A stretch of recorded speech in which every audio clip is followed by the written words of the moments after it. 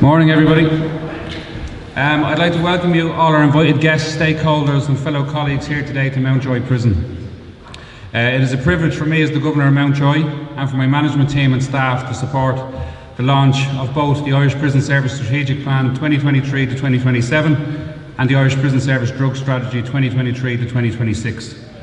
I would like to now extend that welcome to the Minister of State for the Department of Justice, Minister Browne.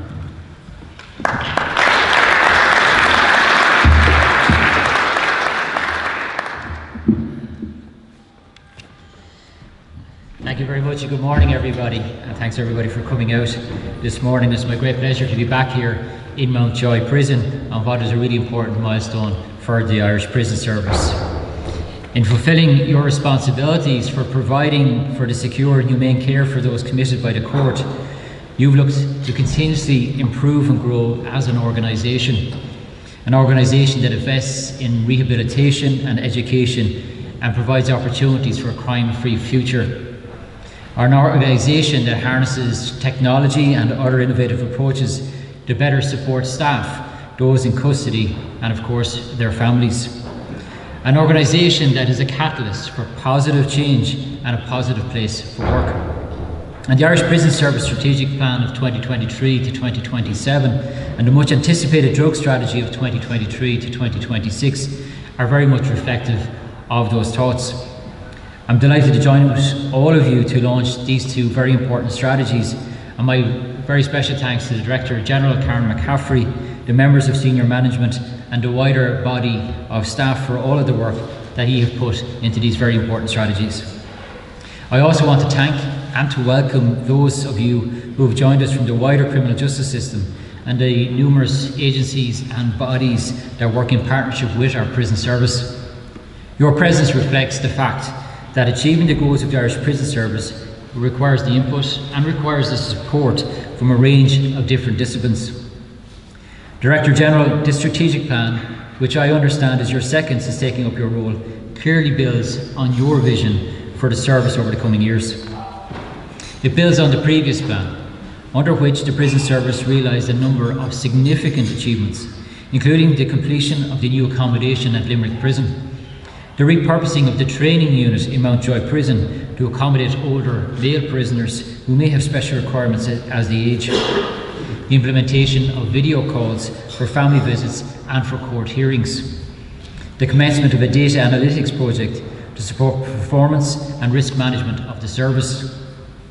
After the events and actions by a cohort of people in this city last Thursday evening, I am reminded yet again that we need to reach more young people and progress the services and the systems that will help them from continuing down a path that has no positive prospects for them.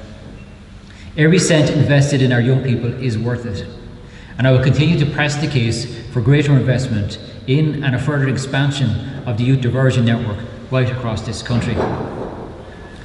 The new Prison Service Strategic Plan, which will take us to 2027, encompasses 5 key pillars. Initiatives and priorities that will guide the actions for the service over the next 4 years. It focuses on enhancing prisoner pathways. By evolving existing pathways and developing alternative ones, it aims to ensure that the sentence types are better reflected, capacity within the system is increased, and ultimately there are better outcomes achieved for those in custody, which will in turn make our communities safer. This approach will pave the way for a more individualised and effective approach to rehabilitation. This will help people integrate into their communities, reduce the risk of reoffending, and, as I say, make our communities safer. I'm very pleased to see that the strategy also recognises the importance of the employee experience. It is committed to embedding a person-centred, innovative, collaborative and transparent culture within the Irish Prison Service. By prioritising the well-being and the professional development of staff, this allows for an opportunity to continue building a supported, efficient and an effective workforce. Furthermore, this plan is dedicated to improving business processes. Through continuous innovation and collaboration, it will enhance the quality of service provided to stakeholders. By placing more emphasis on communication, collaboration and innovation, you as an organisation will be better able to adapt to changing needs and deliver more impactful outcomes. Embracing the digital age is another crucial aspect of this strategic plan. This will further modernise services by leveraging digital platforms, enabling the prison service to provide accessible, transparent and tailored services to all its stakeholders. By embracing technology, you can support innovation and improve overall effectiveness in a cohesive and a holistic manner. Finally, this strategy will strengthen the governance structure in place. It is essential that consistency, transparency and accountability is maintained in all operations. By enhancing internal controls and governance arrangements, services can be effectively delivered on behalf of the state. This is especially important as the Irish Prison Service prepares to operate on a statutory footing as a scheduled office. I also very much welcome the publication of the new drug strategy. It will serve as a crucial stepping stone in the ongoing focus and efforts to address the challenges posed by harmful substances within the prison system. We are all too well aware of the dangers of drug-related issues, and not only within prisons, but also in our communities at large. It must be recognised that the prison environment mirrors the challenges arising in many of our communities, and grappling with the scourge of harmful drug use is critical. This strategy acknowledges that poverty, both financial and educational, is the greatest contributor to creating and fostering addiction. In order to meaningfully tackle this issue of drug use and demand in prisons, the Irish Prison Service must continue to work in partnership with all agencies across the criminal justice sector. Additionally, support agencies and relevant community-based organisations to achieve the goals set out in this strategy. To finish, the Irish Prison Service's new strategic plan and drug strategy represents the overall criminal justice system's mission of working for a safer, a fair and an inclusive Ireland. It is clear from reading the strategies that the voices of stakeholders and the expertise of staff were listened to, and those voices have helped to shape what is now a comprehensive and progressive roadmap for the future. I look forward to witnessing the positive impacts these strategies have in the years to come. I want to thank you very much for your time, and I'll hand over now to Karen.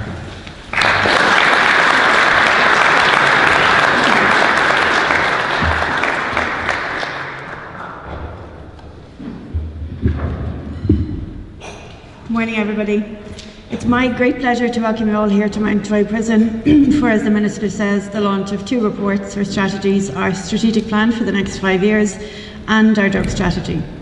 Minister, I'd particularly like to thank you, sorry I'm looking over my shoulder, for joining us today, and moreover to thank you for all of the support that you show to the prison service down through the years. I know that we will continue to receive your support and the support of the department as we set out to achieve the objectives contained in both strategies.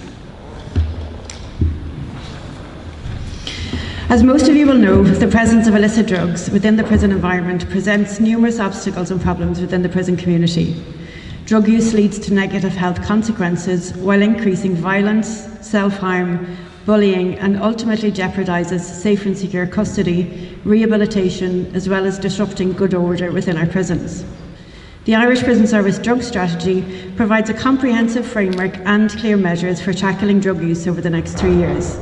By focusing on the key objectives of inform and educate, detect and reduce, and support and treat, we are determined to reduce the harm caused by substance abuse within our prisons and to create a safer, more supportive environment for prisoners. Central to our plan in this regard over the next 3 years, we'll be working more closely with Garda Síochána to tackle criminality within our prisons, including drug dealing, exploring new technologies to detect contraband on committal, and introducing a peer-led recovery model for prisoners in addiction. In addition to the drug strategy, the Prison Service has been working hard on developing our new strategic plan. This new plan, as the Minister mentioned, is the result of extensive consultation with various stakeholders, including our colleagues in the Department of Justice, the Office of the Inspector of Prisons, the Probation Service, staff representative bodies, visiting committees, and those in our custody. This collaborative effort and the harnessed expertise and diverse perspectives have shaped this comprehensive roadmap for our future. It would be remiss of me not to mention the many challenges we're currently facing, including the rising numbers in custody. Today we have over 4,700 in our care, and we're operating at over 105% of our capacity. As the prison population rises, the demand to provide effective interventions and supports for prisoners is amplified, and unfortunately our ability to provide safe and secure custody, dignity of care and rehabilitation is challenged. So too, regrettably, is our ability to provide a safe working environment for our staff.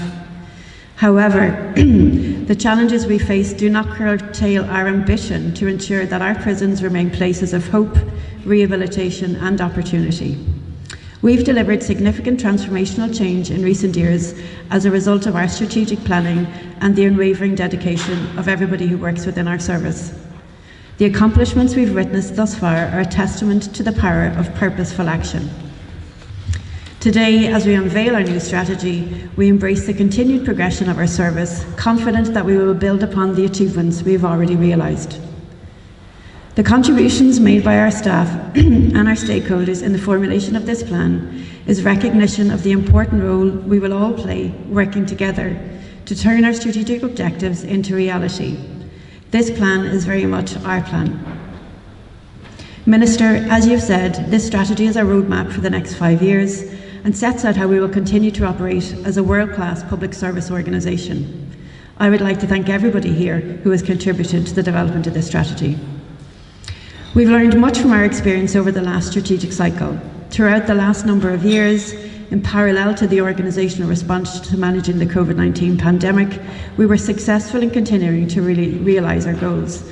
The Minister has mentioned some of them, and I think there were too many to mention, but we've been really, really successful over the last few years, and we should be really proud of that. This new strategy now provides us a roadmap for embedding continuous quality improvement across all areas of the prison service. The strategy outlines 5 strategic pillars and objectives, initiatives and priorities. One of the areas we've been focusing on is the modernisation of the prison service through digital innovation. Digitalisation of our services from committal procedures up to release will enable us to tailor our services in a more holistic manner. Bringing our prison service into the digital age is a must for innovative educational programmes, policies and practices, and increased digital literacy will support better outcomes for prisoners. The health of our organisation's culture plays a big part in our success. A positive workplace culture results in our teams being satisfied and happy. Under the pillar of employee engagement, we've committed to undertaking a culture review and to ensure we cultivate a culture that aligns with our collective values. Over the lifetime of this strategy, we will continue to endeavour to ensure that we have a unified service-wide culture centred on health, well-being and a work environment where our staff can thrive. A culture that positively influences the day-to-day experience of employees, teams, prisoners and all stakeholders, and a culture that promotes safety, collaboration, engagement, responsibility, diversity and innovation, and where staff have a say. Our aim is always to learn and improve as an organisation. I believe that this is a really exciting period for the Irish Prison Service, commencing with the publication of our plans today. Our roadmap is now complete and our focus now turns to implementation. We must turn our actions into outcomes. However, our success in many of these areas is predicated on legislative reform, cooperation across the criminal justice system, and the availability of the necessary resources to allow us to take further strides in developing a modern service of which we can all be proud. We must continue to focus on cross-service, cross-government and interagency working. Minister, we look forward to updating you on our progress. We look forward to reporting on greater accountability, stronger compliance, a more engaged workforce, enhanced rehabilitation and stronger cooperation with our criminal justice partners. I am proud of our achievements. I am proud of our staff and I'm proud of the contribution that we make to communities, the communities we serve. And as a service minister, we look forward to continuing to contribute to a safer community, to excellence in a prison service built on respect for human dignity. Thank you.